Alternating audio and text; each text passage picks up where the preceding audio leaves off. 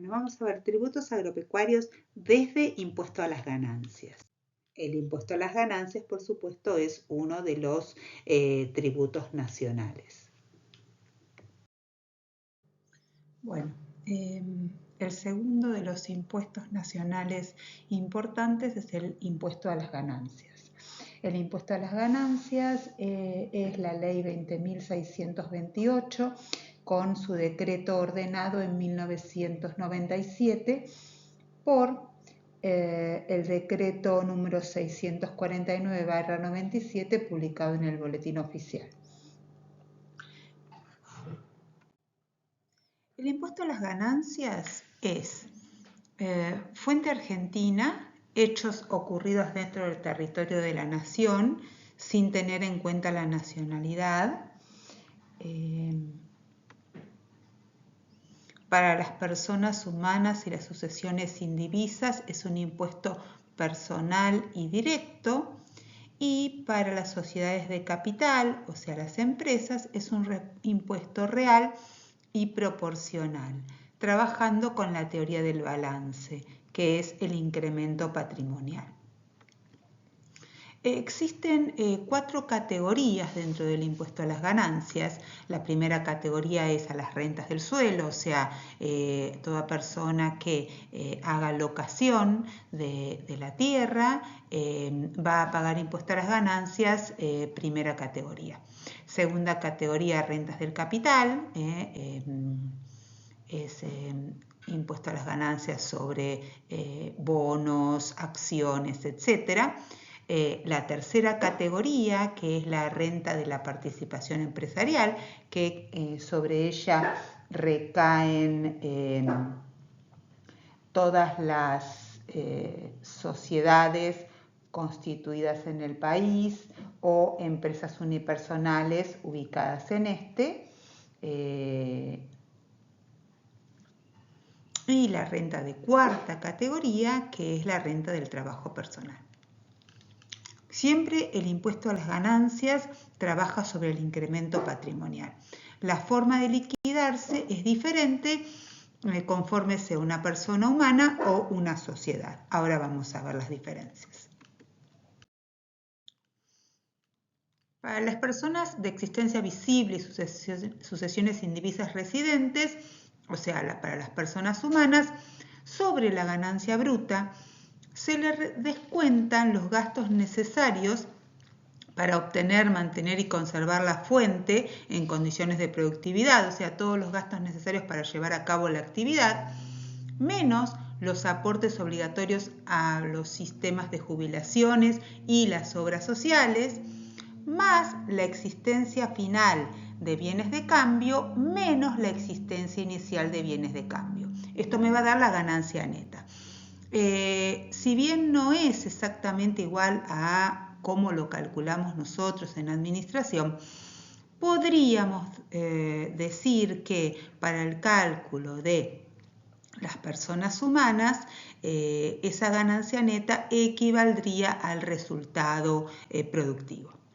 Después le tenemos que hacer deducciones, que son las deducciones personales, como ganancia no imponible, cargas de familia, deducciones especiales de tercera y cuarta categoría, y eso me lleva a la ganancia neta imponible, que es la ganancia neta sujeta a impuesto. Esa ganancia neta sujeta a impuesto depende de la escala, se va a multiplicar por una alícuota que va para las personas humanas entre el 5 y el 35%. Ahora vamos a ver el cuadro, pero en realidad como los valores cambian constantemente, no importa, no vamos a ver el valor, sino cómo es la escala progresiva. Esto me va a dar el impuesto determinado, ¿sí? Y a ese impuesto determinado yo le voy a restar anticipos, retenciones y pagos a cuentas. Y este es el impuesto que yo voy a ingresar. ¿Por qué?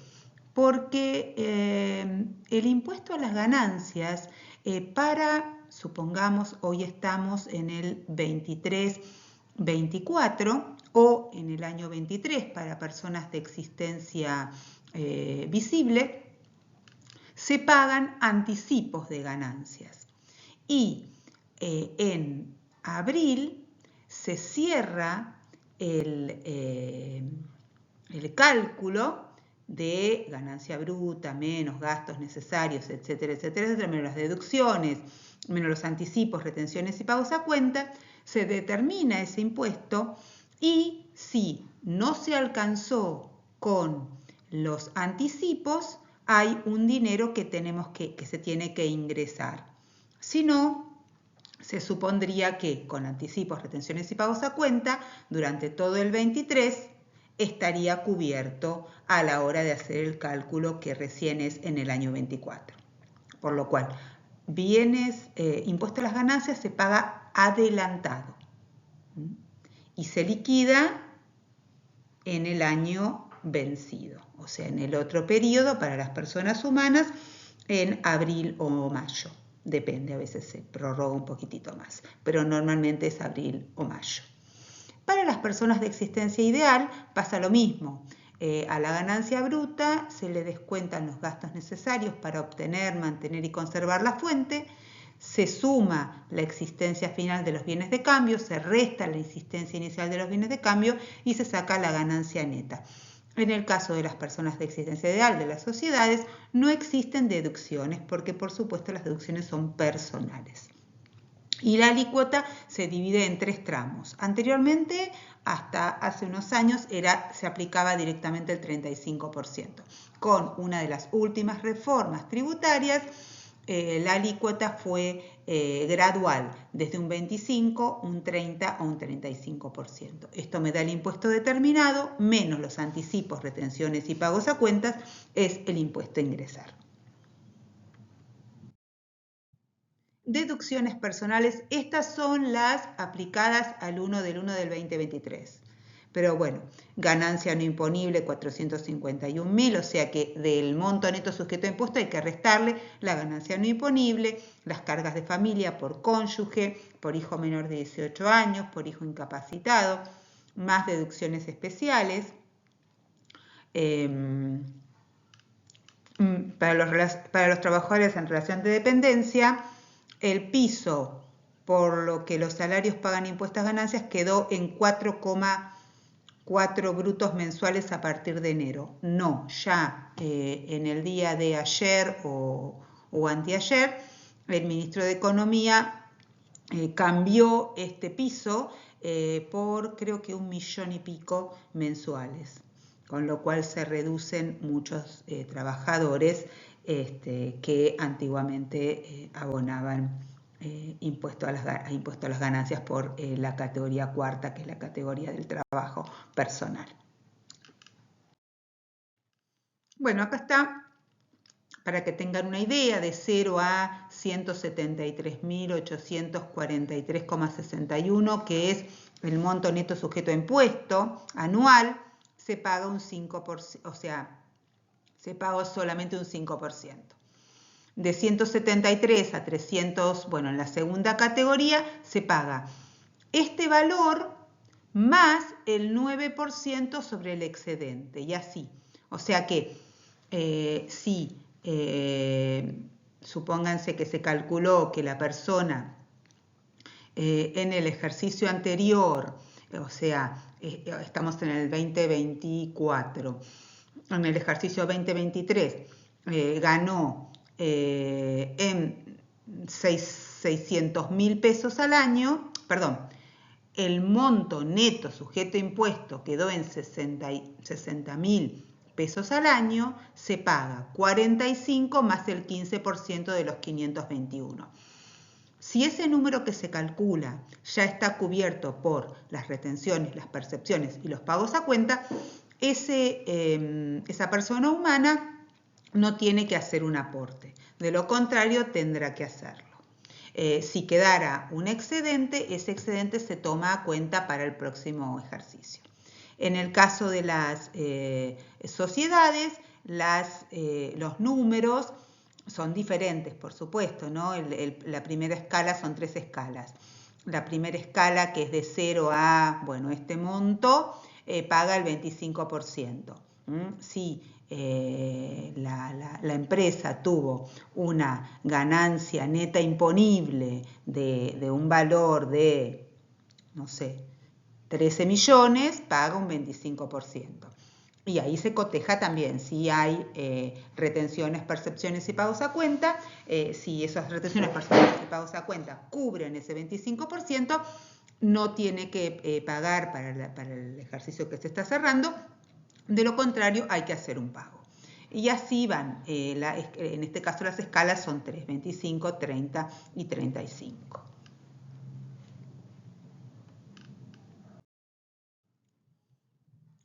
El otro de los impuestos... me olvidé de agregar que uno de los problemas, no problemas, pero para los contadores, es la evaluación de los inventarios en las actividades agropecuarias, porque tienen toda una forma especial de evaluación, que por supuesto está en las leyes correspondientes o en los decretos reglamentarios. La ley contiene normas específicas, ¿no? a los fines de la evaluación de la hacienda en establecimientos ganaderos. Y va a depender de si el establecimiento es de cría, si el establecimiento es de invernada, si el establecimiento es mixto, si el establecimiento tiene hacienda vacuna de pedigree, etcétera, etcétera. Todo esto está en las leyes. Y por supuesto los contadores encargados de liquidar ganancias de empresas agropecuarias manejan esta terminología. Otro de los impuestos es el impuesto a las exportaciones. Los derechos de exportación o retenciones son un impuesto al comercio mediante el cual se grava la venta de productos al exterior. También se llaman retenciones a la exportación. Es un tributo que paga el exportador, pero reduce el precio que percibe el productor. Las alícuotas de cada producto se encuentran disponibles en la web. Esta infografía, que es de FADA del año 2018, hoy por hoy tiene mucha vigencia y dice que 1 de cada 6 puestos de trabajo, o sea, el 17% del total del empleo nacional privado, lo aporta el campo. 1 de cada 9 pesos de recaudación tributaria, el 10,7% de la recaudación de impuestos seleccionados de AFIP, lo aporta el campo. 1 de cada 10 pesos del Producto Bruto Interno, o sea, el 9,5% del PBI nacional, lo aporta el campo. Y 6 de cada 10 dólares por exportación son aportados por el campo. Y esto es el 6,3% del total de las exportaciones. ¿Y por qué se dice que reduce el precio que percibe el productor? Porque los tributos, los derechos de exportación, se gravan la venta al exterior tomando como base imponible las cantidades declaradas al precio internacional vigente. Entonces, ese precio internacional vigente menos los derechos de exportación, las retenciones a la exportación, es lo que el productor granario recibe en su campo. También, por supuesto, se descuentan algunos otros impuestos, pero básicamente se reduce del precio internacional vigente el porcentaje de derechos de exportación. Bueno, acá hay algunos de las alícuotas que se pagan, ¿no? El girasol 7%, el girasol para aceite 7%, la soja el 33%, el maíz el 12%, bueno, el trigo el 12%, el trigo para harinas el 7%, sorgo 5%, bueno, las carnes el 9%, los pescados el 7% y así sucesivamente. Esto se puede consultar en la página del Ministerio. Otro de los impuestos nacionales es el impuesto a los bienes personales. Este impuesto es al patrimonio, es personal y es directo. y recae sobre los bienes de las personas humanas o sucesiones indivisas radicadas en el país o en el exterior. Y el impuesto se determina partiendo del detalle de los bienes que conforman el patrimonio, valuándolos conforme a las disposiciones también que esta ley posee y a sus decretos reglamentarios. Al total de bienes del último día del año se le deduce el mínimo exento, que depende obviamente de cada año, para obtener la base imponible del gravamen, a la que luego se le aplica la alícuota correspondiente. Y al igual que el impuesto a las ganancias, los bienes personales se pagan con anticipos. Y luego a fin del año calendario no a fin del año calendario, sino en abril, mayo, se recalcula este impuesto y si hay alguna diferencia se abona. Estas son las alícuotas para el 2022, porque fue el último que se liquidó, ¿no? Bueno, también tiene una escala gradual que va desde el 0,5% al 1,75% en función a los montos calculados del patrimonio de la persona o el sujeto sobre el que recae este impuesto, este tributo en realidad. Respecto de las exenciones, los inmuebles rurales están exentos siempre y cuando la titularidad de los mismos sean personas humanas o sucesiones indivisas, no así personas jurídicas, independientemente de la modalidad de utilización o de explotación del mismo. Siempre le va a corresponder ese beneficio, se use la tierra o no. Y los inmuebles destinados a casa-habitación del contribuyente no estarán alcanzados cuando su valor frente al impuesto, cuando la evaluación no supere para el caso del 2022, 11.282.141,08. Obviamente que el año que viene este monto será mayor.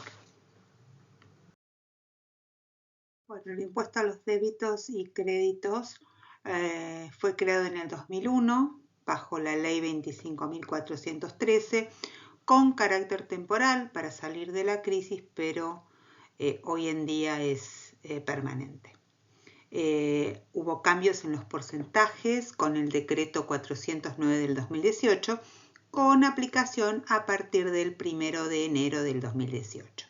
Entonces la alícuota general es 0,6 para los créditos y 0,6 para los débitos. Entonces el Estado por cada transacción realizada por cuenta corriente, por cheque en cuenta corriente, el porcentaje recaudado es del 1%, pero sobre el ingreso bruto, ¿no? Sin efectuar ninguna deducción, gastos o conceptos similares.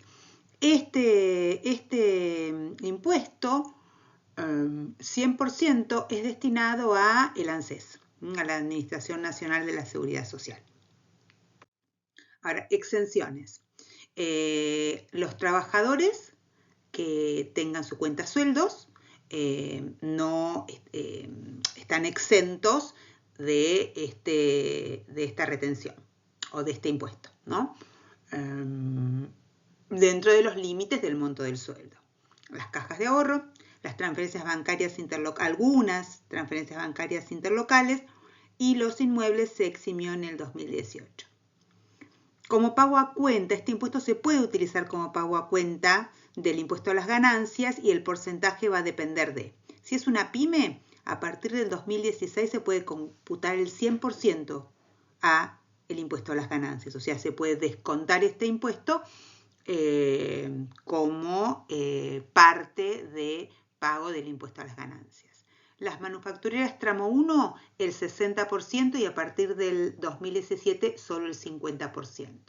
En el caso de los monotributistas, lo que tienen que hacer es registrarse en la AFIP para pagar la tasa reducida del 0,25 por cada movimiento bancario. Solo se tendrá en cuenta si se registran en la AFIP y después comunican eso a sus bancos o a la CUIT que tienen declarada en el monotributo.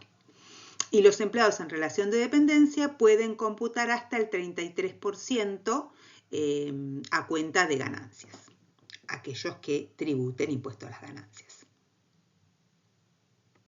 Régimen simplificado para pequeños contribuyentes o más comúnmente conocido como monotributo.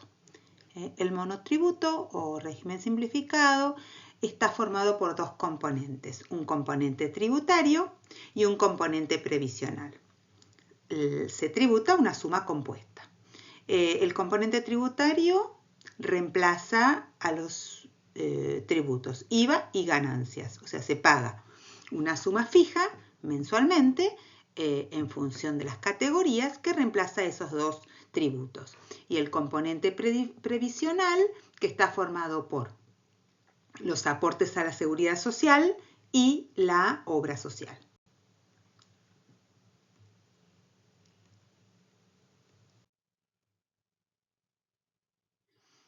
¿Quiénes son los sujetos? Personas humanas y sucesiones indivisas. No podrán adherirse sociedades. Las sociedades no pueden anotarse como monotributistas. Y no se podrán adherir personas humanas al régimen de monotributo con una SRL, salvo que sea el gerente, socio o director de dicha sociedad. Condición: que los 12 meses anteriores los ingresos brutos sean menores o iguales a la suma máxima. Vamos a ver, la suma máxima cambia todos los años, incluso dentro del año. Que no supere magnitudes físicas, que no tenga más de 3 unidades de explotación, o sea, no tenga más de 3 actividades, y no haber importado cosas muebles para su reventa.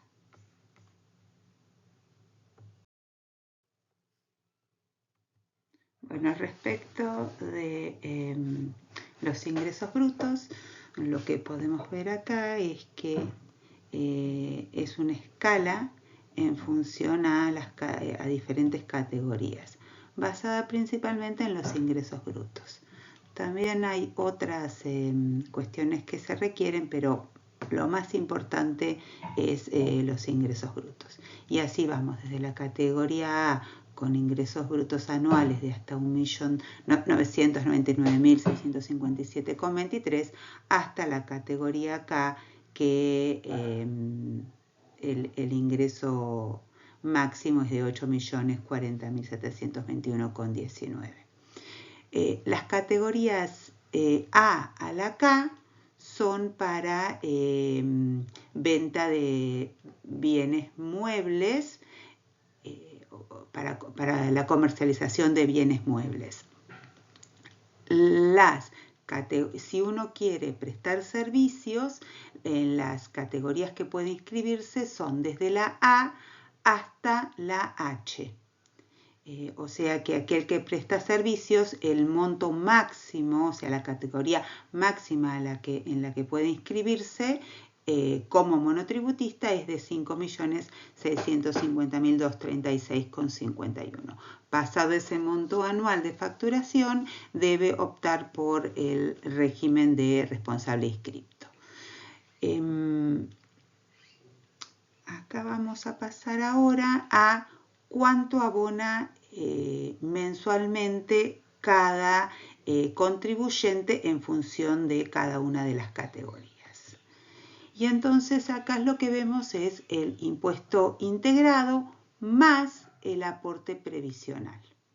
Dentro del impuesto integrado, que como habíamos dicho reemplazaba a IVA y ganancias, vamos a tener, según sean locación o prestación de servicios, un monto, y según sea venta de cosas muebles, otro monto. En las primeras dos categorías, que son las más bajas, la A y la B, la locación de servicios y la venta de cosas muebles tienen el mismo monto del componente tributario. A partir de la categoría C, los que realizan venta de cosas muebles tienen un importe un poquito menor en el componente tributario. Acá lo que tenemos es que la categoría A tiene un A exento en cuanto al impuesto integrado. ¿Y esto qué es? Bueno, no ingresan ese impuesto integrado los trabajadores independientes, vamos a ver la categoría A, promovidos o inscriptos en el Registro Nacional de Efectores, y tampoco lo harán quienes realicen actividades primarias y las asociadas a cooperativas cuando sus ingresos brutos no superen la suma máxima establecida en la categoría A. Y tampoco quedan exentos o tampoco pueden, quedan exentos del pago del impuesto integrado los monotributistas de las categorías A y B, siempre y cuando no obtengan ingresos por trabajar en relación de dependencia, por trabajar en cargos públicos, reciban jubilaciones, pensiones o retiros. Siempre y cuando no trabajen en dirección, administración o conducción de sociedades, siempre y cuando no hagan locación de bienes muebles o inmuebles, siempre y cuando no hagan prestaciones e inversiones financieras de compraventa de valores mobiliarios y de participación en las utilidades de sociedades. Si no, deben ingresar el impuesto integrado. Y a ver, acá en cuanto a aportes al SIPA y aportes a la obra social, quedan exceptuados de ingresar cotizaciones al régimen de la seguridad social y obras sociales los siguientes sujetos: quienes se encuentren obligados por otros regímenes previsionales. Por ejemplo, bueno, mi caso sería mi caso. Yo estoy en la facultad como en relación de dependencia, y los aportes y contribuciones patronales me los realiza la universidad. Entonces yo ya hago un aporte previsional y un aporte a la obra social por medio de la universidad, con lo cual cuando me anoté en el monotributo declaré esto, y entonces yo solamente pago el componente tributario, que bueno, si en el caso si fuera categoría A pagaría solamente 496, si fuera categoría C 1500, o sea, no estaría pagando porque ya lo estoy pagando en relación de dependencia. Tampoco pagan aportes jubilatorios y a la obra social los menores de 18 años, los contribuyentes que adhirieron al monotributo por locación de bienes muebles o inmuebles, las sucesiones indivisas continuadoras de los sujetos adheridos al régimen que opten por la permanencia en este mismo régimen, y quienes se jubilaron por leyes anteriores al 7 del 94, que son las leyes 18.037 y 18.038, es decir, jubilados antes del 6 del 94. Ahora, los jubilados por leyes anteriores o por la ley actual solamente quedan exceptuados de ingresar el aporte a la obra social. Sí deben ingresar el aporte jubilatorio. Bien, ahora vamos a ver cómo es que está formada el pago mensual del monotributo. Supongamos la categoría D.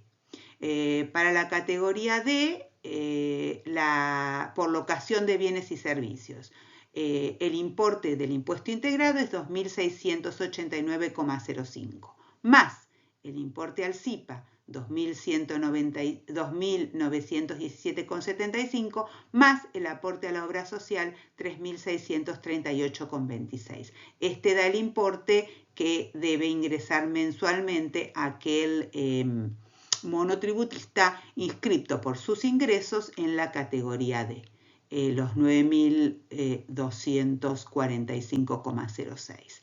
Ahora, si ese monotributista, además de el aporte a la obra social, este que está consignado acá es solamente por el monotributista. Si después quiere agregar o adherir esposa, pareja e hijos o alguien a cargo, debe hacer el aporte de una suma extra, que es algo de 1.700 y pico de pesos por cada uno de los miembros que quiera adherir a la obra social.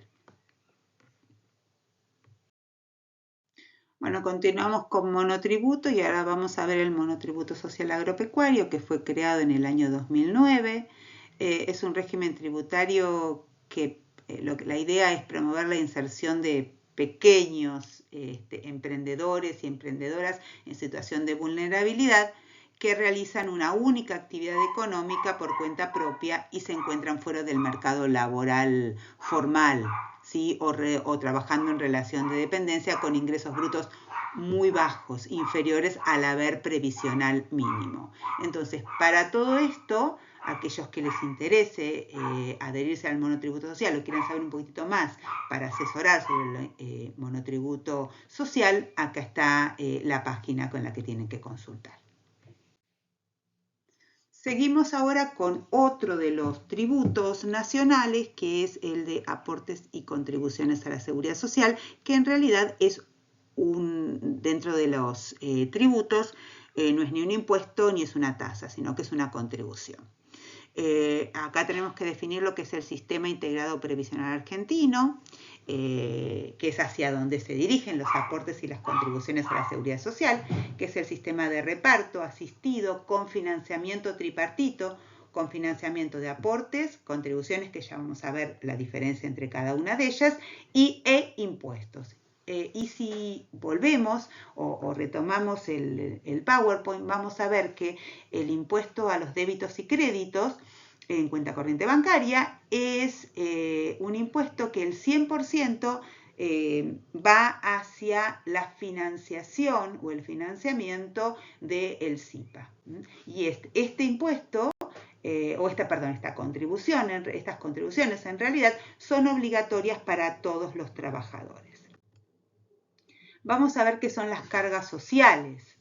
Las cargas sociales son un conjunto de contribuciones a la seguridad social que el empleado tiene la obligación de pagarle al Estado todos los meses. O sea, es el empleador el que liquida este tributo. Y entra a las arcas del Estado en concepto de impuesto al trabajador. Y este concepto de impuesto al trabajo, impuesto al trabajador, está formado por dos partes. Una parte que es el aporte a la seguridad social. Ese aporte es una retención del trabajador. ¿Qué quiere decir? Que el que lo paga, ¿sí? o el que se los descuentan del sueldo, es al trabajador. Y otra de las partes es la contribución a la seguridad social, que eso está a cargo del empleador.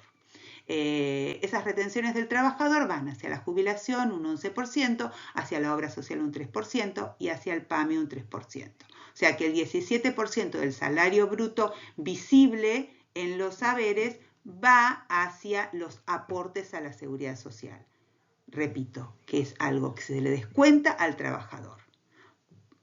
Y por otra parte, el empleador también tiene que hacer las contribuciones correspondientes, que son de jubilación, obra social, asignaciones familiares, PAMI, Fondo Nacional del Empleo, y estos suman aproximadamente un 23%. ¿Qué quiere decir? Que el 40% de su salario básico por cada dependiente está formado por las cargas sociales. Es interesante, si usted quieren consultar esta página, que es www.ignacioonline.com.ar, que es en la solapa calculadoras, ustedes pueden calcular el recibo de sueldo de los empleados, en función a todos los parámetros que ahí dice que ustedes tienen que cargar.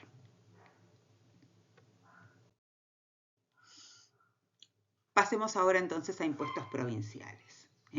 Como dije al principio, los impuestos nacionales están regidos por leyes nacionales, con lo cual el alcance es a nivel país y, por dar un ejemplo, el monotributo lo pagan de la misma forma habitantes de la provincia de Jujuy, como habitantes de la provincia de Buenos Aires, como habitantes de la provincia de Río Negro. Los impuestos provinciales están regidos por leyes provinciales y varían en función de la residencia de cada habitante dentro del país.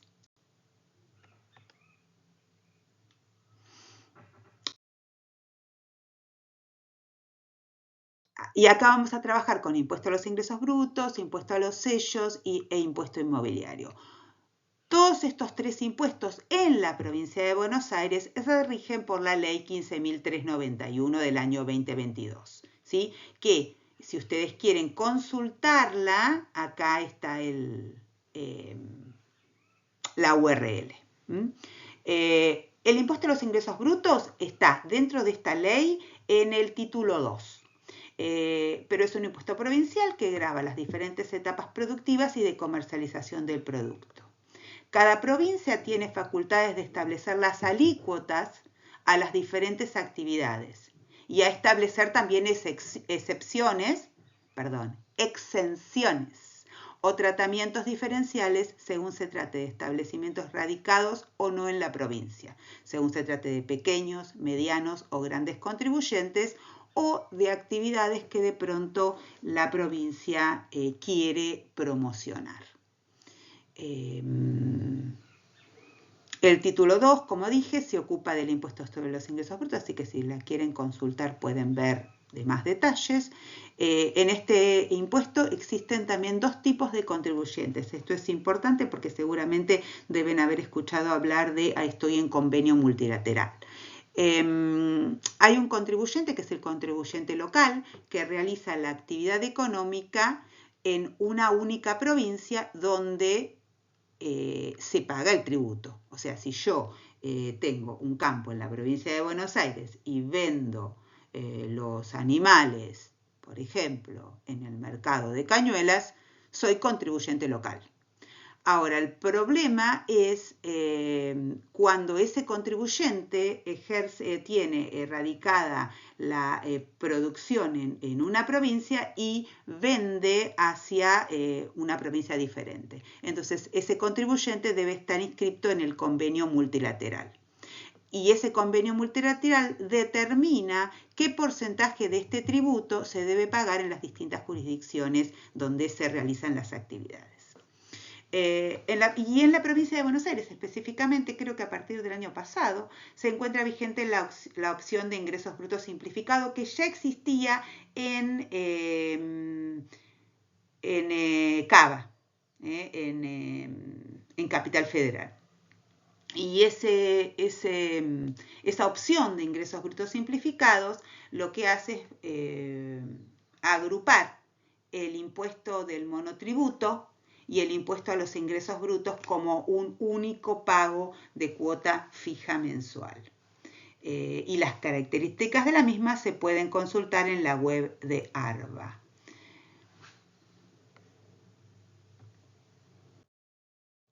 El impuesto a los sellos, que también se encuentra en provincia de Buenos Aires en la ley 15.391. Ahí también está el link para ver cuáles son las alícuotas correspondientes del impuesto a los sellos, ¿no? Es un impuesto también provincial. Porque están alcanzados grava principalmente los arrendamientos, los contratos de arrendamiento y los contratos de compraventa, porque son instrumentos en los términos de los códigos fiscales. Y las alícuotas, obviamente, como es un impuesto provincial, varían de provincia en provincia. Por ejemplo, para los contratos de compraventa de granos en Buenos Aires es el 1,05% y en Santa Fe, en la Bolsa de Rosario, es del 0,1%. El título cuarto es el título que de la ley 15.391 en provincia de Buenos Aires es el que se ocupa de las alícuotas del impuesto a los sellos. Y por último está el impuesto inmobiliario, que también se encuentra en provincia de Buenos Aires en la ley 15.391, en este caso en el título 1. que si lo quieren ver, también está detallado ahí, ¿no? El monto imponible, o sea, sobre qué se calcula el impuesto inmobiliario, está constituido, o el monto sobre el que se calcula está constituido por la evaluación fiscal de cada inmueble, que a su vez se multiplica por los coeficientes anuales de actualización que fija el Poder Ejecutivo. Y hay diferentes escalas de evaluaciones de inmuebles en función de que los terrenos sean urbanos o rurales y de que se incorpore o consideren las mejoras o no.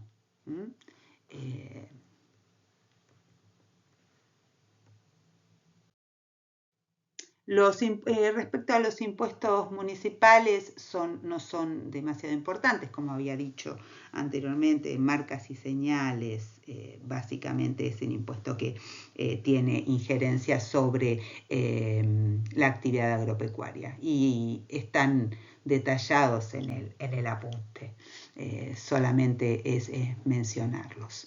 Así que con esto damos por terminado el tema tributación. Para más información, en la cátedra, el apunte de tributación ha sido actualizado con un contador con el cual he trabajado mucho tiempo, y tiene las actualizaciones a enero del 2023, lo cual no garantiza que en el día de hoy no hayamos tenido algún cambio. El sistema tributario argentino es muy, muy, muy cambiante. Con lo cual, bueno, lo que en realidad nos importa desde la cátedra es que tengan una noción de los tributos. Por supuesto que